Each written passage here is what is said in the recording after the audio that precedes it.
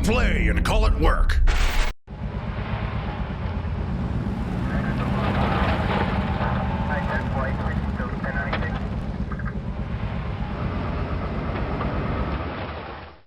Hey there guys, Quirk here from MiniWarGaming.com, and welcome to this week's episode of The Sit and Talk with me, Quirk. So, basically if you've never watched one of these before, it's 30 minutes of me answering questions that you guys have put in either the MiniWarGaming website or that you've answered on Facebook, because I did put a Facebook post out asking for some questions because I was lacking a little bit. And there's going to be another 30 minutes in the vault for our vault members where I continue to answer some more questions. Just a quick reminder, next week is going to be a sit and talk with Steve, so if you have any questions for him, go ahead and leave a comment in the comment section below. Just put Steve and then your question so that we know it's for him, and then if you want to respond to anything that I say during this video, you can just put Quirk and have your response right there. So without further ado, let's go ahead and start this 30-minute session. I've got the questions that you guys have left for me on the website right here, and then I've got Facebook pulled up right there so I can answer some of the questions. I'm just going to jump back and forth between the two. So without further ado, let's start this first 30 minutes. Boop. And we'll get right to it. So the first one we have here is from William Ka, the Hummingbird Heart, aka Quirk. Question: what is your best memory that you can share since you started working at MiniWarGaming, if not the worst? And if you can't answer that, any of those, what is the what if we had cat people models for 40K? All right. Best memory I ever had? I've had quite a few. I've had actually quite a few very good memories while working here. I think probably one of my favorite memories is actually kind of funny. My mom came in the one day to kind of take me out for lunch because it was the day that I wasn't filming, and she comes in and goes, "Hi, I'm looking for Dave." So of course, MiniWarGamer Dave pops up and says, "Hi, you were looking for me." And my mom looks at him and goes, "You're not my son." He looks at her and goes, "You're not my mom. Like, this is weird." And it was just a very funny interaction at that point because nobody here calls me Dave because it is my first name, but I go by Quirk. So she was completely thrown off by that, and I thought that was kind of funny. As for worst memory here, probably the day that we were filming the Rangers, where I had to do a 13-hour shift with the Magra cowl on my face, because that was incredibly painful. So yeah, that was not fun. So there you go. That's my question for William College. Jumping over to Facebook. Bill, hey Quirk, I noticed you in the competitors list for the Renegade Open in Minnesota last year, but you hardly mentioned the trip or the tournament that I saw. How did you feel about the tournament to the Twin Cities? Any crazy fan moments? Thanks for stepping up and being awesome. Follow-up, why aren't there presenter/staff profiles on the website? I'd love to know more about all the people we see in the videos, your passions, focuses in the hobby, what games and armies you play/collect, what you do for MiniWarGaming beyond looking great on camera, that type of thing. Pardon me, that type of thing. All right, well, to answer your first thing about the Renegade Open, I did go. I had an absolute blast while I was there.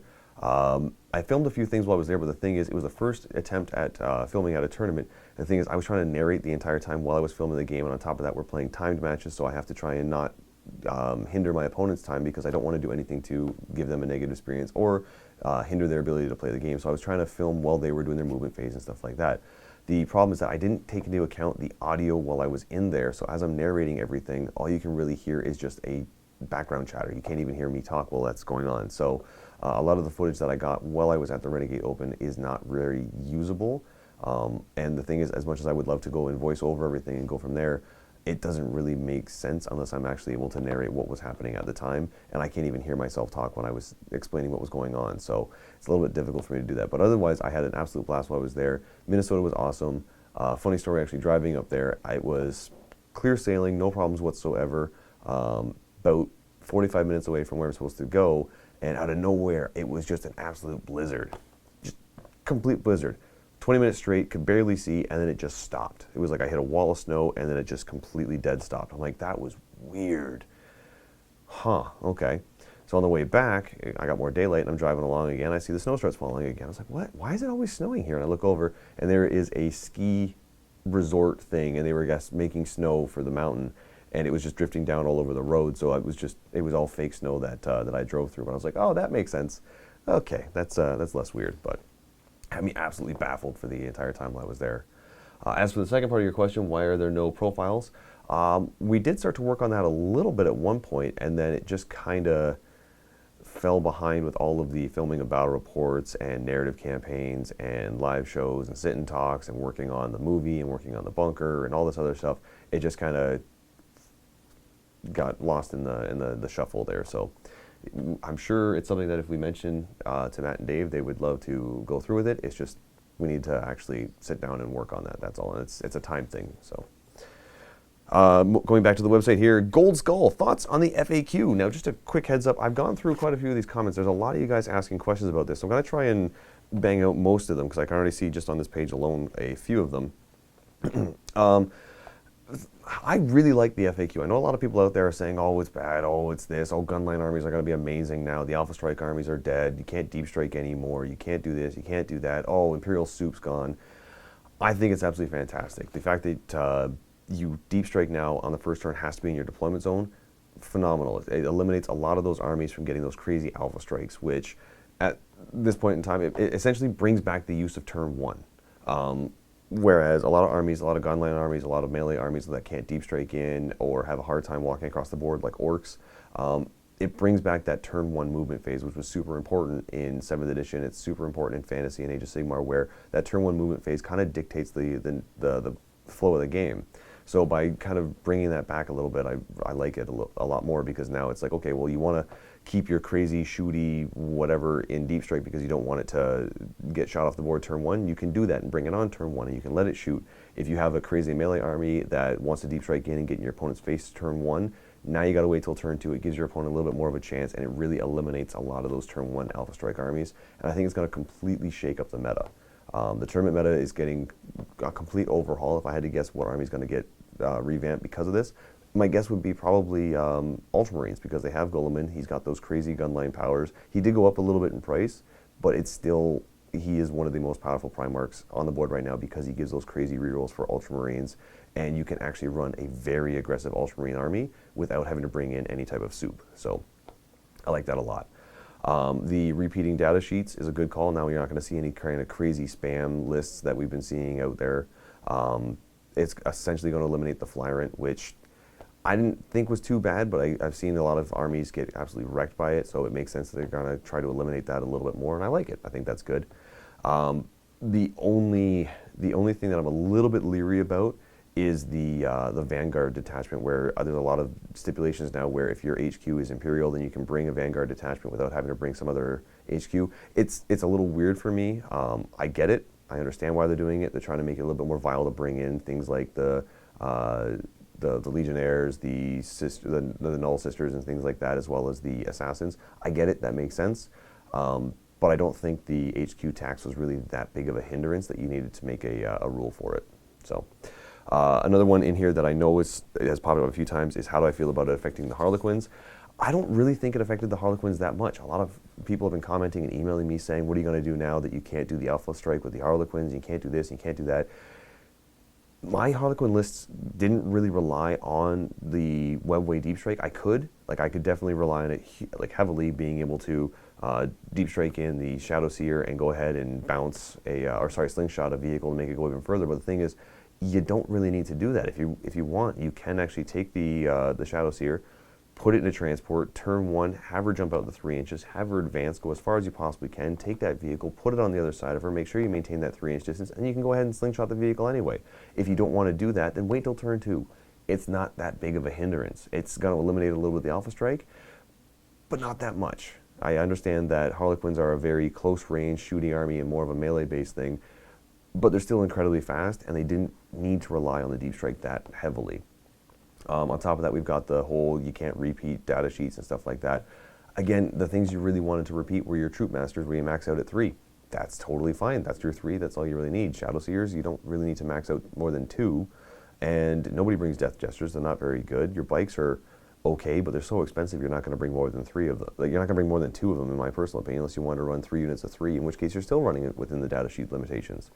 So I don't see Harlequins getting that big of a hit. I know a lot of people out there would disagree with me, but there's ways around it. It's not like they completely nerfed the army. They just changed the way you have to look at the Harlequins and the way you have to play them. There are multiple ways around all the changes with Harlequins. So, but yeah, that's the comment from Gold Skull. Jumping back over to Facebook, we have one from Chad. Hi, Quirk. Already asked one question, but just thought I'd add a couple others. First one, between narrative games, competitive, and just casual, which ones do you find most enjoyable personally? How long have you been playing miniature games? I know the studio has a lot of armies, but which faction do you own, and what is one you would consider starting? Thanks again for all the great content. Well, thank you. For your first question, the narrative, competitive, and which ones do I just find enjoyable? I really enjoy competitive. So I'm kind of going to answer two questions here. I've been playing miniature games now for 15 years. And when I first started, it was actually Owen the Cooler and I hanging out as kids, playing these games, having fun. But the thing is, he and I are very competitive with each other to the point where we would regularly go to tournaments and try. It's kind of a running joke right now where whenever we go to a tournament, it's basically, all right, man, see you at the top table.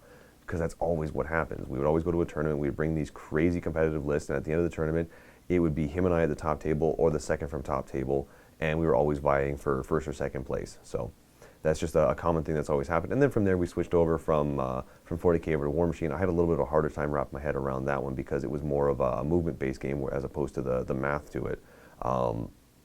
But I still love the competitive aspect to it, and now jumping into the tournament scene a little bit more, seeing the competitive lists, seeing how people run them, finding out all the little nicks and tricks to these armies.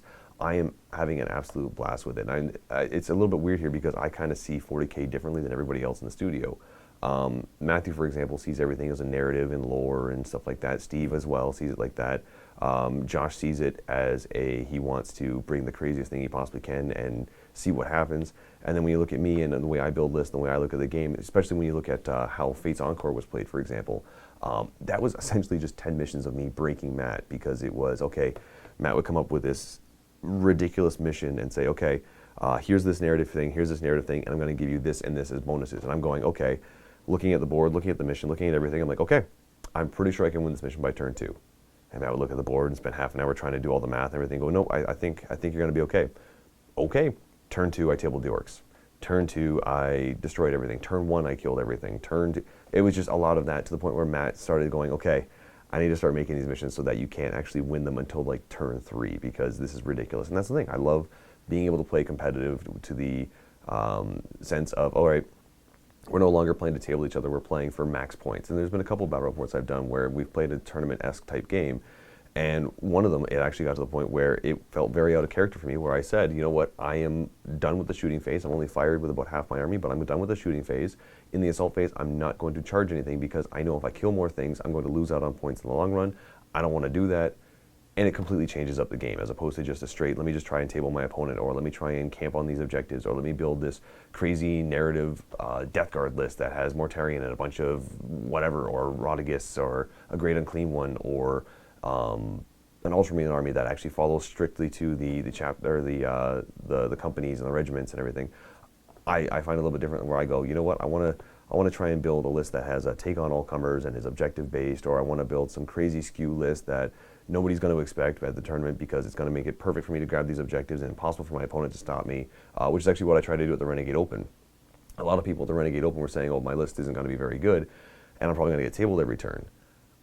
I didn't. I brought everything I needed to not get tabled. I played a bunch of people. We had an absolute blast when we were playing. One of the guys that was there, his name is Jake.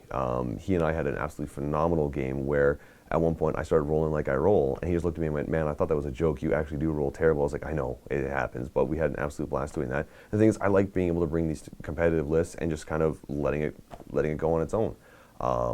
So yeah, I think my personal favorite with that one would probably be the competitive. The next to that would be Matt's narrative ones because they're very unique, they're very different. It's not out of the book. It's these crazy weird missions with all these special rules, and I like having those little surprises and things like that. But my top one would be competitive. And then the last question you have in there is, I know the studio had a lot of armies, but which faction do you own, and which one would you consider starting? So a lot of the armies that you see at MiniWarGaming were armies that I owned at one point and then sold to the studio. Now, the reason I sold them to the studio was because when I first started here, I invested a good chunk of money into my first army. And I think that was, I want to say orcs, probably orcs. I sold most of it to the studio. And then I took the money that I got from selling it to the studio and I bought my next army, which was the Ultramarines. Sold a bunch of Ultramarine stuff to the studio and then used that to buy my next army, which was the Demons and all the Brimstones. Sold that to the studio and started working on my next army, which was the Custodians. Sold that to the studio, use the money to start buying new custodies. Oh, my screen's disappearing on me here. Come on, pull back up. I don't want to lose you. Oh, and then at one point I bought a bunch of Iron Jaws when Age of Sigmar came out, and then I sold that to the studio. So all the Iron Jaws that you see in the studio, the yellow ones, are actually mine. There we go. So, so there's been quite a few armies that I've actually owned, and then I just settled the studio and used the money from that to keep going. So I actually haven't really paid out of pocket for an army in almost 3 years. So I'm doing pretty good with that. But right now, the one that that is mine that I play quite regularly would be the Custodes. So you're looking at the bikes, you're looking at Valeris, the name guy. Those are mine. The actual foot slogging Custodes were mine. I sold them to the studio back when we were playing 30K a little bit more often, and I kind of stopped after that because I invested quite a bit of money into some Forge World stuff and found out it was not that good. So, all right. So moving on from Facebook, back over to the website. Let me see here. We have Bildrat. Hey you, what type of pasta is superior? Ooh, good one. I am a huge fan. I very rarely get a chance to eat it, but I'm a huge fan of angel hair pasta with a very light tomato mozzarella sauce. Just something that, something about that is just phenomenal. And you get like a nice, either like cut up sausage or meatballs on there. Oh, it makes me so happy. So that was actually a much faster question than I thought. Back to Facebook. All right. Okay, here we have one from Mike. Good day, Bev. Thanks for all the great content. 2 questions. Oh, do I need to? Okay, no. First, do you have any Warhammer or otherwise geeky tattoos? And secondly, if you could own any motorcycle, what would it be? Thanks again for all you do. You guys rock. Well, Mike, to answer your second question, I do own a motorcycle. It is my dream bike, and it's a Harley-Davidson Iron 883. It's a nice little Sportster, but it's my favorite. That's my baby. I'm waiting for the weather to get a little bit nicer out. I'm going to ride it some more. I've rode it twice so far this year, and Mother Nature has been tricking me by being like, oh, it's a nice day, go for a ride. I'm like, all right. Put the bike away, next day, look outside. I'm like, all right, well, ride the bike today, look out, and it's like a foot of snow. Okay, I guess I'm not riding that bike. And your first question, do I have any Warhammer or otherwise geeky tattoos? Yes. You never really see them on camera. There's that one video that Steve did where you can see a couple of my tattoos, but I am actually covered in tattoos. I think I have, I don't even know anymore. Like, there is, for like a little while ago, they had a, stop it. Stop it. Josh, stop. He's throwing pens at me. So, a little while ago, I was a salesman, door-to-door vacuum salesman. I've said that before. And I wanted to get tattoos, but I didn't want it to hinder my sales. So there is a special type of ink that you can get called Skin Candy Invisible. And you can't see it here, but I actually have a full sleeve tattoo going all the way up to my shoulder, and then my entire back is done. Now, you can't see it, but under a black light, it actually glows bright blue. So that is a complete tattoo all the way up my arm, my entire back. If anyone is an anime fan with Full Metal Alchemist, I actually have an alchemic circle tattooed in the palm of my hand. By the way, that hurt to get. And then I have my knuckles done. They say game over. It's all pixelated, but you can't see that again because it's all UV tattoo ink. Other geeky tattoos, I recently got a tattoo. If anybody, again, watches anime, Seven Deadly Sins, there is a character named Bon, and he has a greed tattoo on him, and it's a little chaos fox. So I got that tattooed on me in the same spot that character has. I have a power button, and very recently, a friend of mine who was a tattoo artist, he mentioned that he was into 40K when he was younger, but absolutely loves the artwork. And I said, well, I play 40K like quite a bit. Do you want to do a collaboration or something like that? And he's like, yeah, absolutely. So right now we are working on a leg sleeve for me. We've gotten it started, and it is a full battle scene with as many different factions as we can get. So he was looking at all the different artwork he could find and merging it together and made a very nice leg sleeve for me. And it incorporates quite a few different things. Orcs, the first army that I played while I was here. It incorporates Tau, which is the first army I ever played. That was the army that got me into the hobby. It's going to have a Tyrannid going up the front. So I'm going to have a giant Tyrannid there.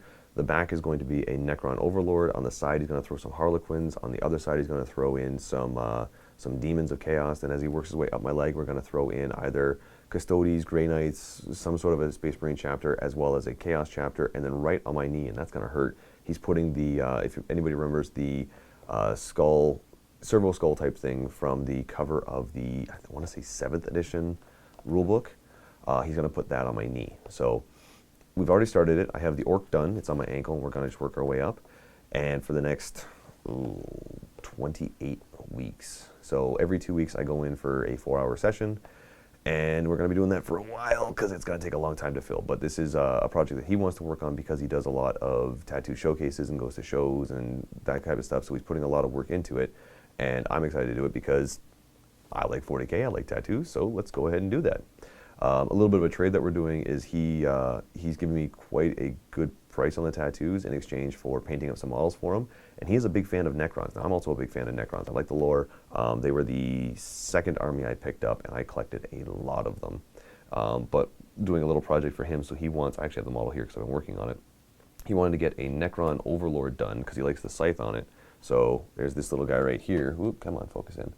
That we're getting done for him. So that's about as far as I've gotten. I still have the cape. I have a few little details left to finish up on it, and then the base and everything like that. But yes, I do have quite a few tattoos, quite a few nerdy tattoos.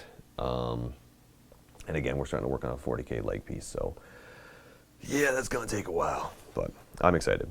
All right, moving on from Facebook back to the website.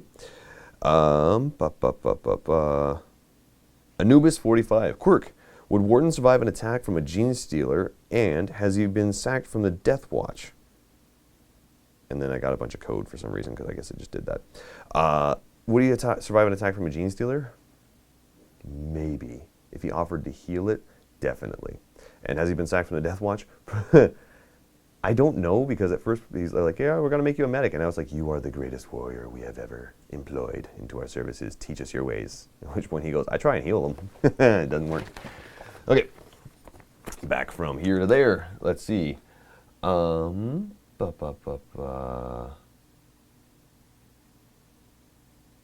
I kind of jumped a little bit here. Why did it do that? There we go. All right, Joseph, Quirk, what is your take on Necrons with the Codex? I'm a Necron player and just curious what you think. Also, any tips for my wife who is working on Harlequin Army? We are not sure where to go next. Suggestions. She has 3 Star Weavers, 6 Sky Weavers, 4 Troop and Troop Masters, 2 Shadow Seers, 2 Death Jesters, and 1 Solitaire, and a Partridge in a Pear Tree. All right, my take on Necrons. So, I think Necrons are awesome. But the thing is, I don't play Necrons the typical way people would play Necrons. I try and min-max a little bit. So I went to a tournament a while ago, and this was before the actual Codex came out. Now, since the Codex has come out, my list has gotten significantly better. But all it was 3 Tesseract Vaults. Now, this is back before Chapter Proof, so the points actually worked here.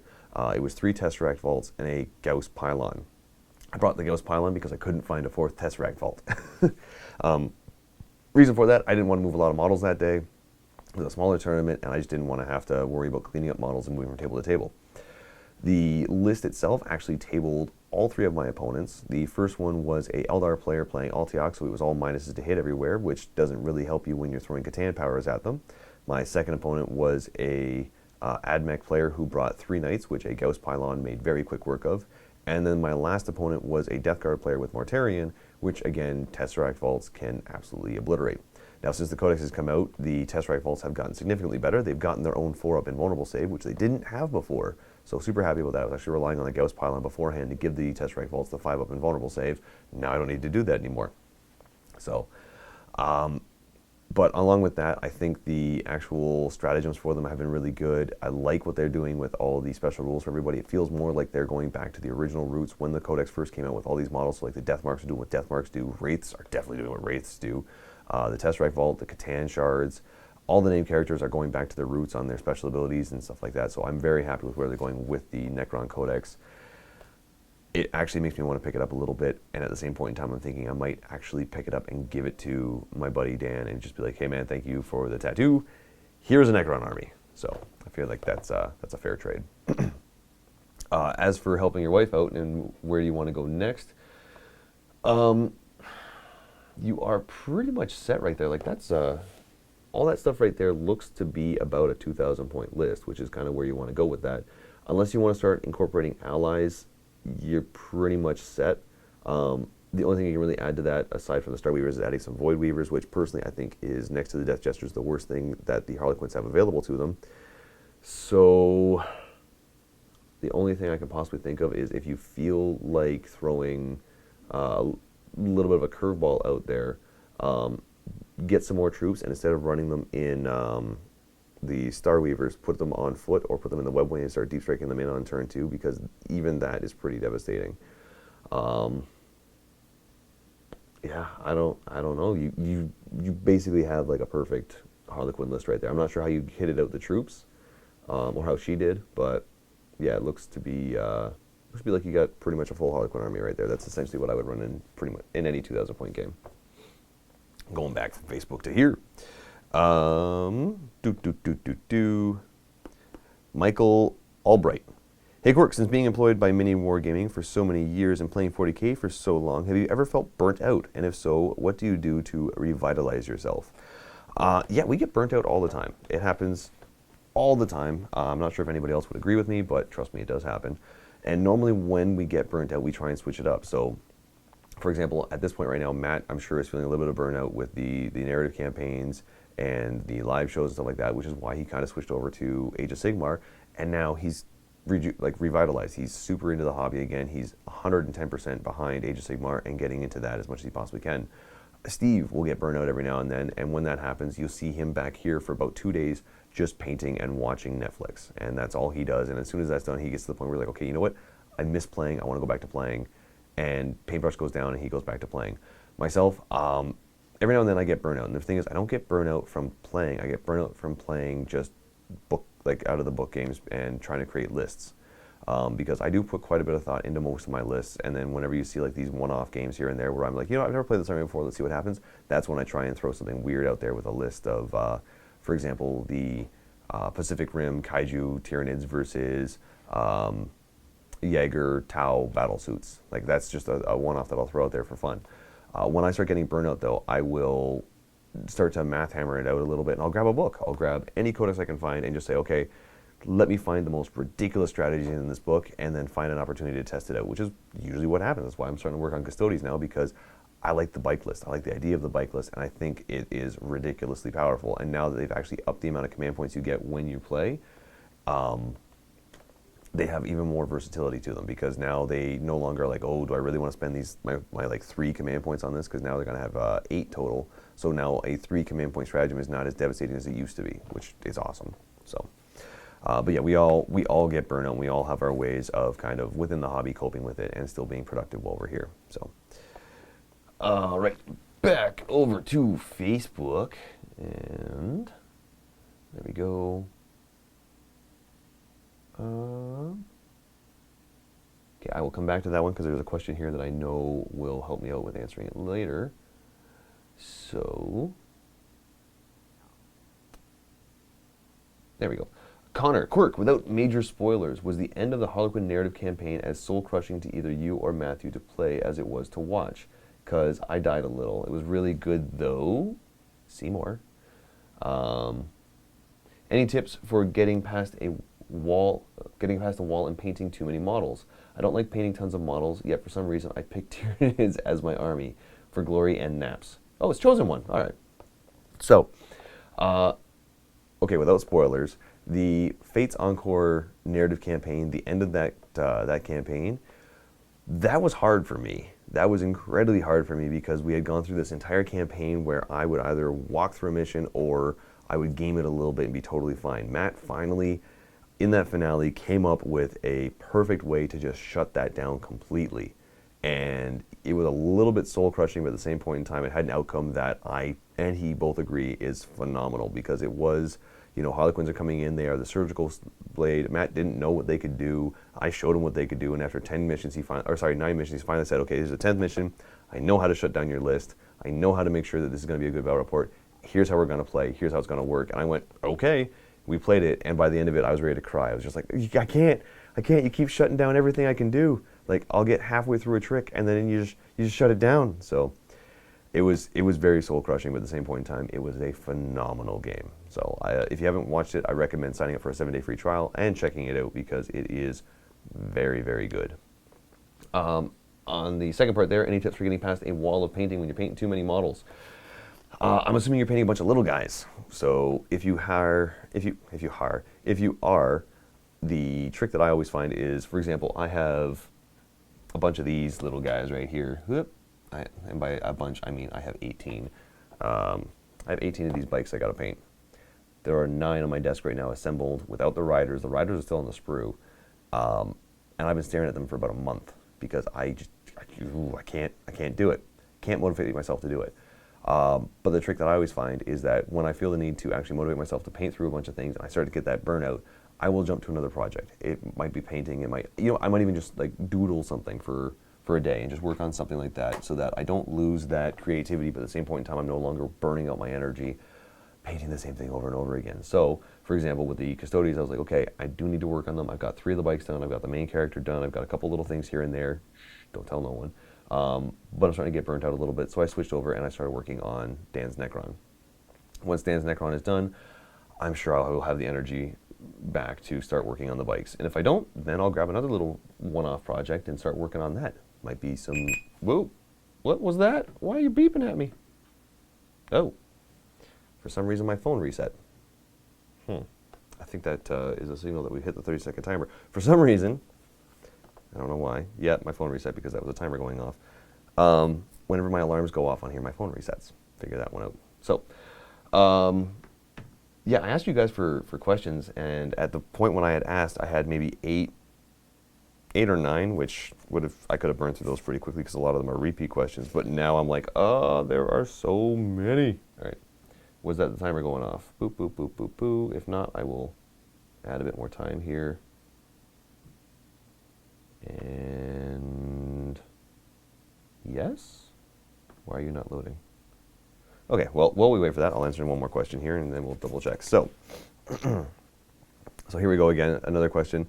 Big Mikey, I did already answer your question about how I think about the new FAQ and what it will do in the tournament scene. Casual. Okay, I'm just going to call you Casual because I don't know how you would say that. Hey, Quirk, will we ever see another open vault? Could you go bug Matt about it until he makes you do it? Again, we're going back to the whole time-wise, right? Like, okay, was that the timer going off? Yes, it was. All right, I'll finish answering this question then. It comes back down to time. For example, today would be a great day to do an open vault. There's no one here. So, because I have the time, we're not doing we're filming it on the Thursday. But yeah, no, we don't have, there's nobody here. It would basically be just this. It's me showing the camera to myself going, hey guys, what's going on? It's me. And then I'd walk around the office and be like, and Mike is doing emails. That's the extent of it. But then when we have an actual super busy day, it is a super busy day, and I don't have the time to actually grab a camera and run around and do an open vault. I will definitely try to. One-off days like this where everybody's not filming, I would love to set up the virtual reality again and have somebody try and walk their way through that because that was fun. That was hilarious. It ended up having everybody back here just talking. So, yeah, a lot of fun with that one. But anyway, I feel like I'm killing a little bit of time by jumping back and forth, so I will answer one more question before we jump into the vault. Whoa. Okay. I'm not going to jump over to Facebook. I'm going to try and read through this one here. For some reason, when I print off these comments, it decides to give me the actual code for, like margin. It's saying here like language, English style, margin bottom 0.14 inch line, 115% font style equals font size 11 print. Thank you for telling me the font size of the text there, but that's just a huge chunk of this comment. So I'm like, this is huge. No, it's just that. Okay. Moving on from me venting there, Stinky Diver. Okay. Hey guys, new subscriber here. All of you at MiniWarGaming deserve credit for getting me back into 40K for the first time in a decade. So first off, I'd like to thank you all for putting out all this great content. You are welcome. And on behalf of everybody else, you are welcome. Moving on. Quirk, I'm thinking about putting together a purely Renegades and Heretics army. No Chaos Space Marines or Daemons. Let me get this out of the way right off the bat. I fully realize that Imperial Guard is a super competitive army this edition, and that going the route of Converted Guard would be easier, but I'm not trying to make a tournament winning list, just something fluffy that can win casual games with a little luck. Would it be viable to build a Renegade's army around Basilisk Russes and Smiting Malefic Lords, screening by Renegade Hordes, especially now that the FAQ has toned down those turn 1 Scion drops? Or am I just setting myself up for endless misery? Should I wait for Forge World to update the army rules? P.S. Terry Tentoes should find himself a Powerfoot to kick the Gene Stealers with seeing as how his last pistol don't seem to do him any good. Thanks for that. All right. Yes, I do think that, let me just turn my phone off here. I do think that Renegades and Heretics can be a very fun and casual army. They, essentially what you're going to be doing is just chaosifying Guard, which is an absolute blast. Like, I have a Minotaur that I have the base paint done, and I want to Renegades and Hereticify it. I just haven't had the time to. Like, here, let me just, for those of you who don't know what a Minotaur looks like, it is a very, very big and heavy Forge World tank. So that's this guy right here. By the way, this is the front. So the idea is that it drives up, it turns around, and just starts shooting away. It is 2 Earthshaker cannons next to each other. So instead of rolling 2d6 and picking, or sorry, 2d6 and picking the best one, you roll 4d6 and pick the 2 best for the number of shots this thing fires. It's amazing. But yes, Renegades and Heretics can be quite a bit of fun because you do have access to the cultists instead of the regular just Guard chaff. You also have access to the Malefic Lords. It's a lot of fun. The thing that you're missing out on quite a bit with the Renegades and Heretics is things like stratagems and, ooh, that hurt, fresh tattoo. Stratagems and the Guard tactics like Katie and stuff like that. I forget. Regiments. You're missing out on things like that. But at the same point in time, you're really not, because you get access to things like Chaos Space Marines and Demons, which you said you don't want to bring. So essentially what you're going to be doing is playing a Renegades and Heretics army without all the special buffs that everybody hates playing against with the Renegades or with a Imperial Guard army. So essentially, you are playing classic Guard.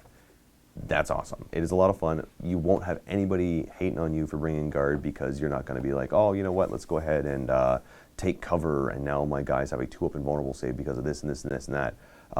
You're actually going to be able to say, you know, these are my mindless screens that are going to just work as chaffed. Go ahead and kill them. That's what they're there for.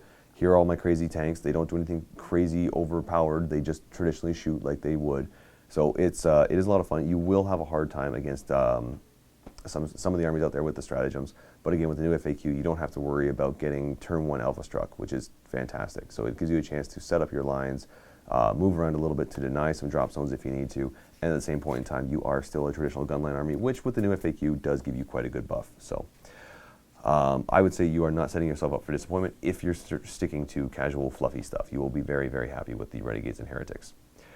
But that's going to be it for the first 30 minutes. So thank you guys so much for watching this. If you want to see another 30 minutes of me answering questions and also answering the Facebook questions, go ahead and click the link in the video description below. Also, one last reminder, not tomorrow, next week is going to be a sit and talk with Steve. So if you have any questions for him in this video, in the comment section, leave your comment saying Steve and your question or comment that you have for him so that he knows it's for him.